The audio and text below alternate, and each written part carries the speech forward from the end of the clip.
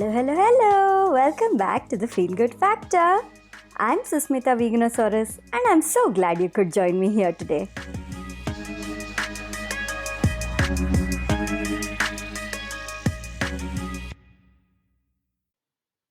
Hey everyone! Today I have another friend of mine from this Rise and Bloom group, and I'm sure all of you who've been listening to my podcast are familiar with a bunch of people from the group. Kris McPeak from the Elevate Your 8 podcast. Kris is all about productivity and being motivated and getting the job done, and she's a pro at it. I especially admire it because I'm a procrastinator, so when I see people being very very productive, it's like, oh awesome, how do you do it? I can see that by being productive there is so much more happiness and joy she creates in her own life and helps others do the same too. If you listen to her podcast, you'll get to know more about this. But meanwhile, I want you to get to know Kris here, right here on my show. Kris is in the US and she woke up very early in the morning just so we can do this interview. And we finished my interview for her show just a few minutes ago, and now it's the other way around. So I'm loving this whole back to back and, being able to collaborate. So, yeah, here we go. Hey, Kris. Hey, I love doing it this way because it's like a double dose of Veganosaurus to start my day. It's perfect. Absolutely perfect.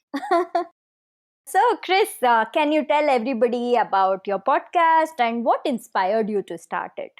Yeah, absolutely. So I had referenced earlier when we talked that I worked in college housing and residence life for the first 22 or so years of my career.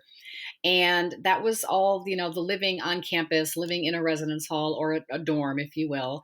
We were always scolded not to use that word. Don't use the D word.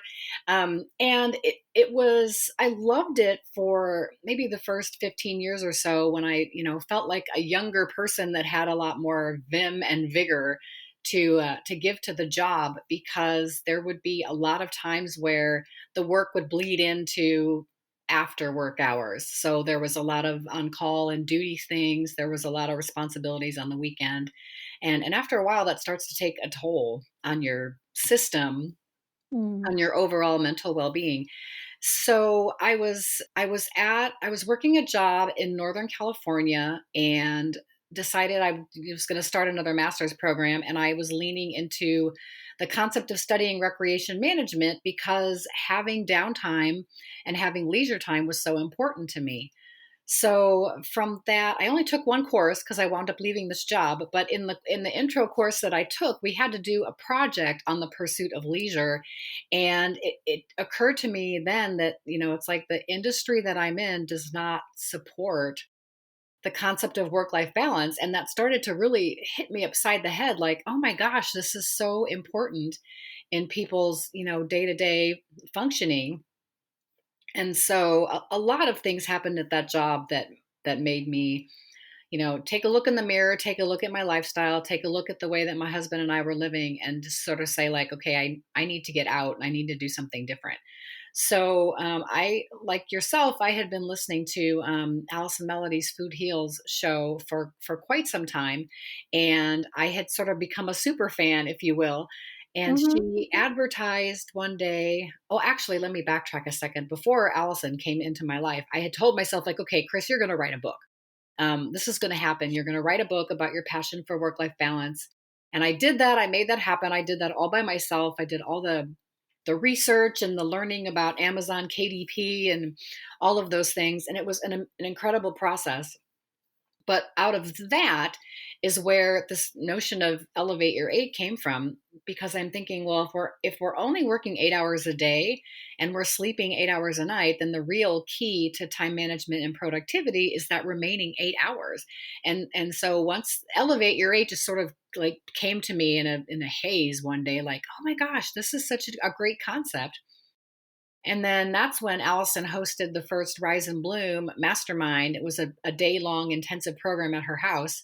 And when I was there and it was my turn to be in the hot seat, and I explained this philosophy and, yeah, I'm going to write the second book. And they were all like, oh my God, Kris, you have to have a podcast. that was in April of 2018, and my show debuted in October of 2018. So I put all that concept together Mhm. after that experience. That's where the show came from. And now here we are. I like that we share the similarity, the two similarities. One being learning from our jobs, and then Yes, absolutely. coming out with the whole podcast because of that, and then two being inspired by Ali. Mhm. I love Yeah, that he is connection. he is a force to be reckoned with for sure. Yeah. And there's just so much to give the world is what, yeah, is in her brain, that brain and heart of hers. Amazing. Hmm. Hmm. Absolutely. So, Kris, tell us a bit about, so when you say elevate your eight, initially when I used to think elevate your eight, I meant I used to assume it's the 8 hours of work. But then you are talking about the 8 hours of work out of the way and 8 hours of sleep out of the way. So the remaining 8 hours is what you want people to work on to create the balance. So how exactly do you go about doing that? Yeah, so I talk about priorities and mathematics basically. So elevating your eight means that you're taking a look at the things that you want to accomplish within that set extra period of time. And for me, it winds up being the things like my fitness, my self care, my contributions to my meditation, writing, things like that, running my side hustle, having a date night with the hubby, walking my dog, those types of things. So, finding within the framework of your day and then within the framework of your week, like when are the best days to get those things done and when are the best times to get those things done. And often for most of us it's not like it's a straight shot of work or sleep. So like work, you're going to go in at 8 and leave at 4:30 or 9 to 5, whatever is your jam. And then a portion of that 8 hours is going to be spent doing whatever you're choosing to spend your time on. So it's a today's Tuesday, right? If I had kids and they were in soccer practice and there was a game on Tuesday, I would know like, okay, well, a priority for today is to make sure that I get to my kids' soccer game.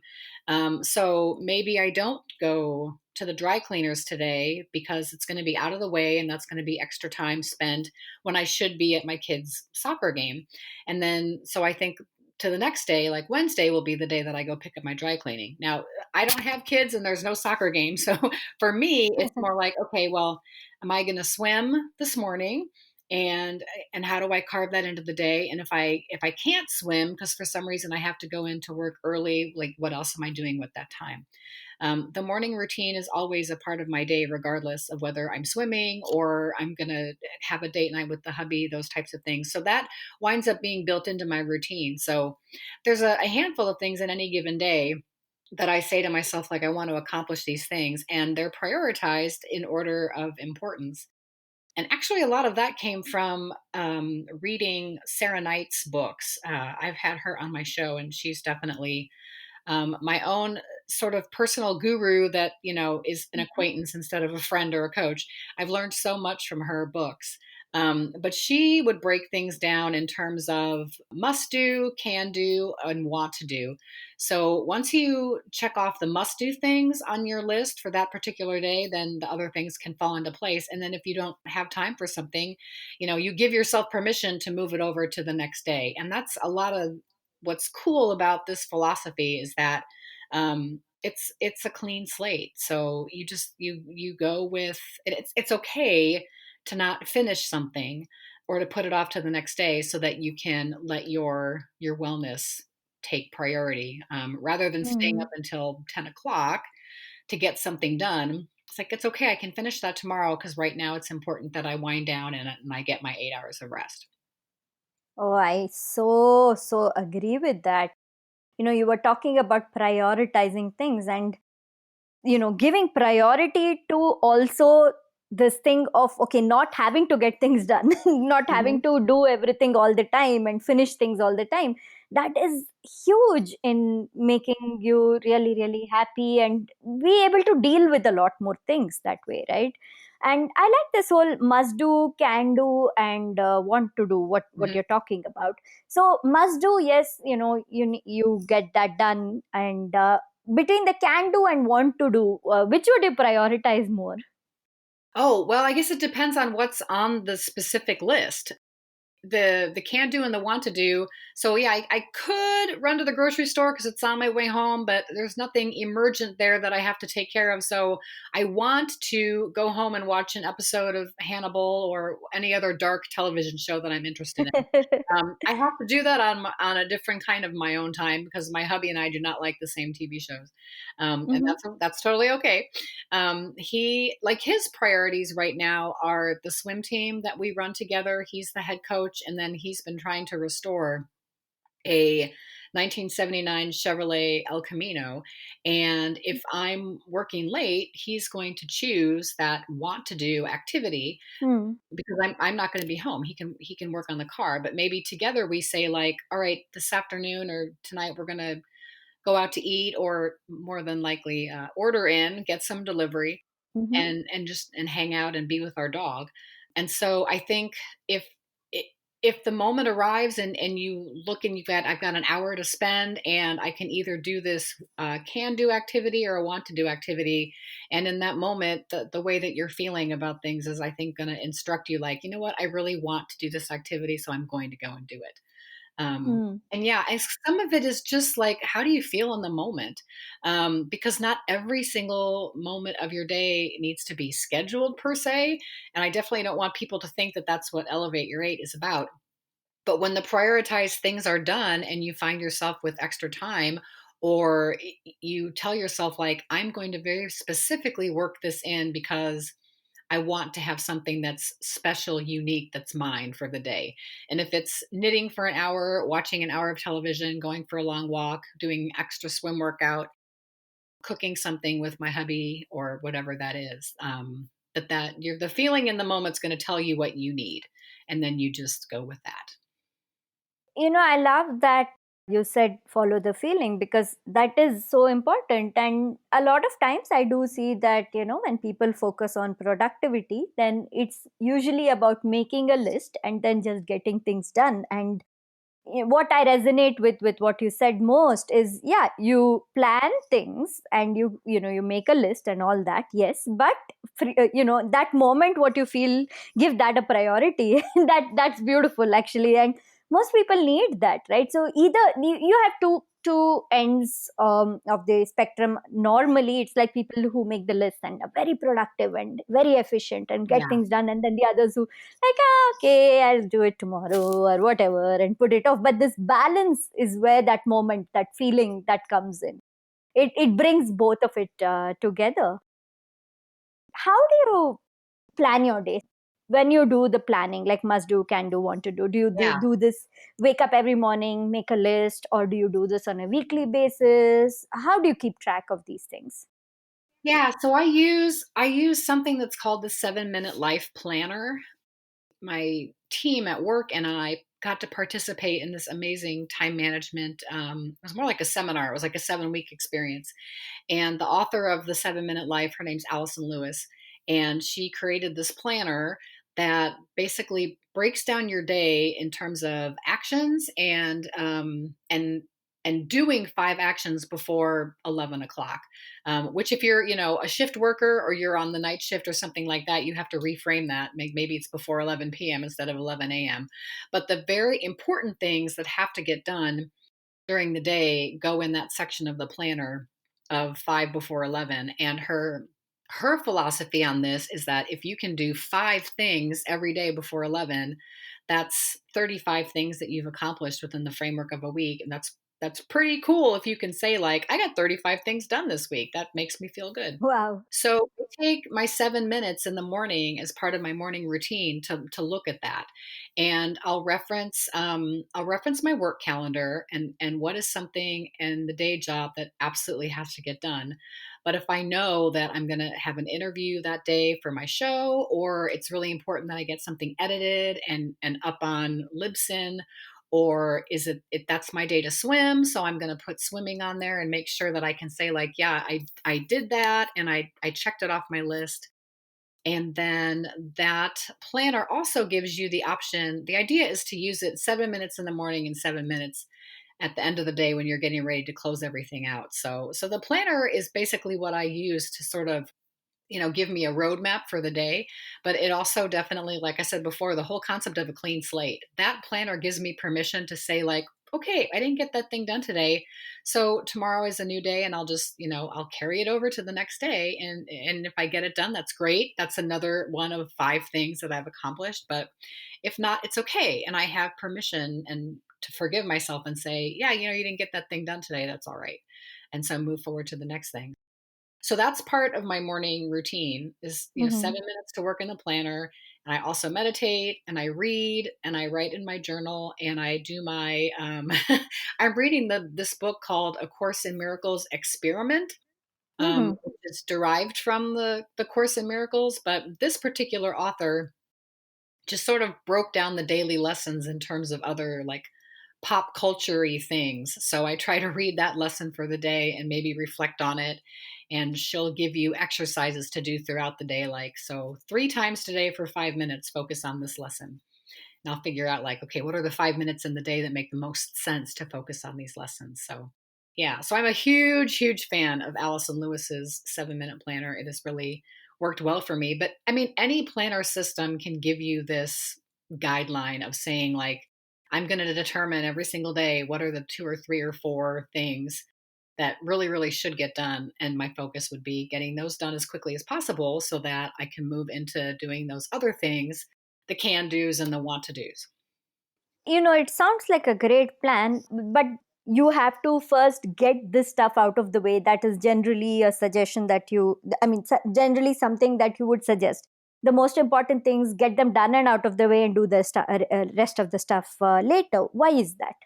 Well, I think if you can put your best energy of the day into the thing either that's the most important to get done or that might be a struggle for you to get done. Like for me, I Mm-hmm. have to constantly remind myself when there's things that involve reporting and data because I don't generally enjoy those things.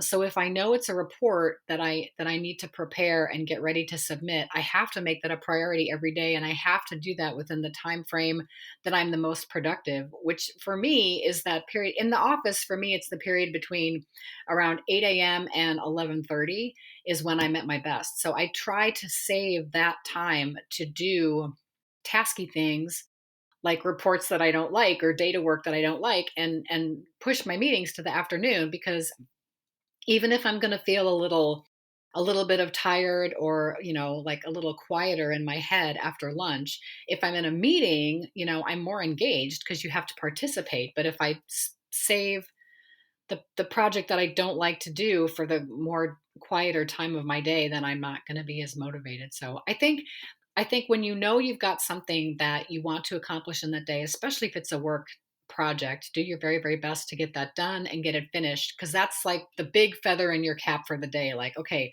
I absolutely had to get that done. Now I've got it done. Now I feel like I can relax into the day. Hmm. And also, especially too, if it's a project or a task that doesn't come naturally to you, so you don't normally enjoy it. That makes a lot of sense, and now that you put it that way, it's not about getting it done first thing. Yes, that helps because it's out of your way, but it's more about getting it done at whatever time of day where you feel most productive. So Yeah. sometimes it could be that someone feels more productive in the next part, like, okay, first half I'm just like useless, but then after 1 o'clock or after 2 o'clock I'm like, yes, I'm very active and I'm very productive. Then you would suggest that, okay, these things, these high priority things, that is where it needs to be saved for, because then what happens is, when I have that energy to put into it, that's when I can do it and get it done, correct? Yeah, totally, absolutely. And people obviously approach their day differently, and mostly according to the way that their body and their mindset feels. So I'm Mm-hmm. definitely a morning person, so I'm the most productive in the morning, but I know there are a ton of people that I work with, or that I have worked with over the years, that would so much rather hunker down on the projects in the afternoon, or even the evening, because Mm-hmm. that's when they feel that they're at their most productive. And Mm-hmm. I think it totally makes sense to embrace that part of the day whenever that is for you. And if you haven't figured out what that is, then the best way would be to test yourself, and to, like, when to, choose that one project that is maybe not so much fun for you, and when does it feel easier to perform that task? Does it feel easier to do that in the morning, the midday, or the afternoon? And then when you derive that sense of accomplishment from finishing that, then like, okay, this is the time of the day that I'm going to do the high priority things, or the things that I don't enjoy as much. Have you also seen some people tend to be more active in the morning, some afternoon, evening, like you said. But also, have you seen it happen where on some days you feel most productive and active in the morning, and some days it happens at other times in the day? Is that something you've seen commonly? Yeah, from time to time, especially if I haven't had a good night's rest. If it's been a Hmm. day where my sleep has been disrupted, or just, by accident I had to be up later than I'd planned, then yeah, I might be dragging a little bit in the morning. And of course, those are often the mornings that I say, like, well, okay, sorry, honey, I'm not going to go to the pool today, even though I plan to. And that's a catch 22 in itself, because I know when I swim, or I get my activity in the morning, that gives me a whole new jump start to my day. So there's Hmm. also definitely a matter of choice, Hmm. um, in making the choice that's going to make your day feel right. And some days I'm very glad that I don't go to the pool. And that I go into work, and I hunker down, and then maybe that means I come home early. So yeah, but I think, like, at any given time, any given day, any given moment, that your body and your mindset's going to dictate exactly how far you can go. And those are the days, I think we talked about this earlier on my show. Hmm. Those are the days where you're going to take a couple steps back and say, you know what, I think I'm just going to Netflix and chill for the rest of the day, and all the tasks will be there tomorrow, and I'll feel refreshed, and go on with business as usual. Or maybe that's the day that you say, like, yeah, I normally go to bed at 8. Tonight I'm going to go to bed at 7:30, and I'm going to treat myself to an extra half an hour. And just to treat every day as a clean slate. And I think that way we don't get all jacked up in the busyness of it all. And we're able to say, like, yeah, this is what I got done today, and I'm okay with that. And I feel good about that. Hmm. When you say you have few things to get done, do you actually keep going back to, you said in the morning you make the list and evening you review the list, in between through the day do you go back and check things off? Does that help? Does that make you feel like, oh yes, this is out of the way, I've accomplished it? Is that something you suggest? Yeah, I do. I do check them off for me, because I like to see the check marks in the column. And I mean, I even get a little dorky about it, and I have different colored pens. So today might be a blue day. And if I check something off, I use pink. So, not only have I got something done, but I've created this beautiful, colorful thing in my planner that makes me feel good. Yeah, I do like to check things off as I do them. But for somebody else, it might be like, okay, I can't wait to sit down at the end of the day and look at my planner, and say, like, yep, I did that, I did that, I did that. Look at all the amazing things I did today. Close that book, and put your head on the pillow. Yeah, I guess like you said, person to person, it does differ. And the making lists is a fairly new thing for me. Like, let's do this. It's only because what's happened is, with the pandemic I've been home a lot, and that means I've done a Mhm. lot more in for my podcast, for my website. There's so many more projects I'm involved with because of it, creative projects which I just wasn't involved in before. I didn't have the time for. I'm able to do that. And because there's so much, I finally realized the value of making those checklists, and I don't do it every day, but on the days that I do it, when I feel like, oh, there are too many different things to do, so let me make a list of it, it does help to check it Yeah. off once in a while. I like how you said you do colored pens and stuff like that, the beauty of it. I do doodles. Yeah, Add a little doodles here and there. And it's nice to look at it that way, right? Like the creativity, bringing creativity and fun into this whole official, it's actually a very official feeling thing, making lists and checking them off, but bringing the fun factor. yeah, exactly. It's almost like with that because the planner is quarterly, so it's like 90 days worth of Hmm. stuff. So it's even great to finish one off and then go back and see, like, have some reflection time. Wow, this was a really great quarter and I got a lot of things done and I'm really proud of the accomplishment. Or wow, this was a really tough quarter and it seemed like I had a lot going on and I wasn't as focused. So let me translate that into some more focus later. And I think people are gonna do things that work best for them. And there's just as many people on this planet that can't hang with the to-do list that it mainly that exists in their head and they know there's something else telling them like, yeah, I got that done Hmm. and I feel really good about my accomplishments for the day. So and I think, if you're not aware of what system works best for you, then try a few things out. And the one that makes you feel the best is going to be the one that you should embrace. Not the one that makes the most sense and not the one that's the least expensive or the most expensive, but the one that gives you the feeling that, yeah, this makes me feel good. This aligns with my personality and my values and the way I approach life. And that will always be the system that works for you, whether it's a planner or something on your phone or an internal calendar in your brain or something like that. So that's what I think about that. No, that's beautiful, and that's very, very wise, about finally going back within to see what works best for you instead of looking outside, right? Because I think that is a solution to most problems in the world, where if you start looking inwards at what works for you, what's best for you, versus looking at, okay, comparing to what others are doing and trying to imitate that. And that's the Yeah. beautiful part of doing it for yourself. It really works. Yeah, I mean, it's like when people follow Mm. fads. Like I don't understand the fascination with UGG boots. I really don't. I never have until I became a swimmer. And I started seeing swimmers on deck during the cold parts of the season wearing these UGG boots. And I thought like, well, that's an interesting concept, but then I would dig deep into it. I'm like, oh, they're putting their wet feet into something furry and that's just going to be smelly. And yep, no, UGG boots are not for me. But that's definitely something that has trended. So yeah, I'm just not going to be the person that buys the UGG boots, and somebody else might say like, yeah, Kris, you talking about this planner that you like so much, and I'm just thinking about how structured that would make me feel, and I would feel like I was in a box. And yep, nope, not going to use the planner, and that's fine. That's totally fine.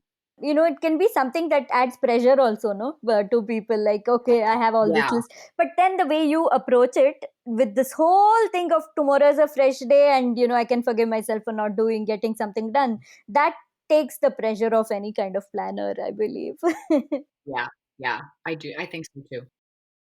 So Kris, you've written a book, you published one just this year, so tell us a bit about that.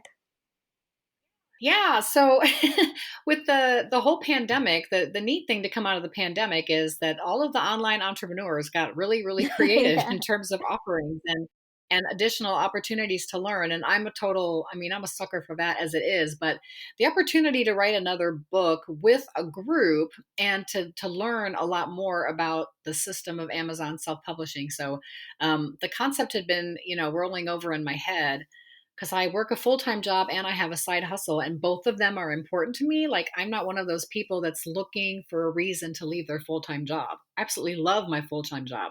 And it was a calling for me. Being an educator is what I do. So I had no desire to find a side hustle that would take me away from that. So I'm like, okay, I'm a 9 to 5 side hustler. And I'm a person that balances their day job with their other small businesses. And in my case, that's two things. That's running a swim team with my husband, and then that's doing the podcast and a little bit of coaching in addition. So I thought, that's my book. I'm going to write about how people can balance their day job with their small businesses. And, it's the whole concept of work-life balance and productivity that means so much to me. But it was my story too, in terms of how I came to the place of having to learn the importance of that balance. I did get in a little bit of trouble at work for, bringing my podcast into the workspace. And, that was not a good choice that I made, but it was such a huge learning experience for me. And it all turned out better for me in the long run because I felt that my relationship with my supervisor solidified very strongly because of that experience, and then my ability to detach and shift, if you will. Like, okay, this is work time. This is definitely when I need my mind in the day job. And then this is that other part of the 8 hours where, side hustle stuff can fit in. Hmm. So writing the book in itself was a process of me sort of coming to terms and relating my experience. But it also, I think it fits like a guide where if you're somebody that's in that position, I really do believe that the book will help you get your brain around the importance of the balance and the division. And it was a lot of fun to write it. So yeah, that was my most recent writing project. It was a lot of fun. You have written before also, right? And this was the just the new one. Yeah, yeah, this was my third book. The first book was the work life balance book, and that's called Making Work Work for You. And then the second book is, podcast namesake, and that's Elevate Your Eight. I knew about Elevate Your Eight, and then this. That's pretty cool that you've authored 3 books. Wow, that's quite a project in itself. Oh, Writing. writing is so fun, and that's one of the things that I love about the era that we're living in is that with podcasting, with self-publishing, it's all of this.